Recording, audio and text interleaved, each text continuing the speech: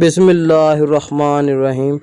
سونے جاگنے کا طریقہ نبوی صلی اللہ علیہ وآلہ وسلم، جس نے آپ صلی اللہ علیہ وآلہ وسلم کے خواب و بیداری کے طریقے پر غور کیا ہوگا، اسے بخوبی معلوم ہو گیا ہوگا کہ آپ صلی اللہ علیہ وآلہ وسلم کی نیند نہایت معتدل اور اعضاء و جوارے اور بدن کے لیے نفع بخش ہوتی تھی۔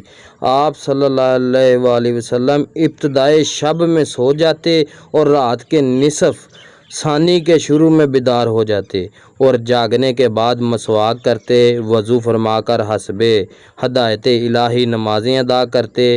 آپ صلی اللہ علیہ وآلہ وسلم کے بدن اعضاء و جوارے کو نیند اور آرام کا پورا حصہ ملتا اور زیادتی اجر کے ساتھ ریاضت کا حق بھی حاصل ہو جاتا۔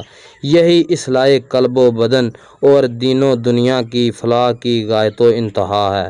آپ صلی اللہ علیہ وآلہ وسلم بقدر ضرورت ہی سوتے تھے، اس سے زیادہ سونے کی عادت نہ تھی، اور خود بقدر ضرورت جاگنے کی خو ڈالتے۔ ایسا نہ تھا کہ غیر معمولی تھکن میں مبتلا ہو جائیں۔ آپ صلی اللہ علیہ وآلہ وسلم دونوں چیزیں بدرجہ اتم انجام دیتے۔ جب نیند کا غلبہ ہوتا تو دائیں کروٹ سو جاتے، ذکر الہی سے رطب اللسان رہتے، یہاں تک کہ آنکھیں نیند کے غلبہ سے موند لیتے۔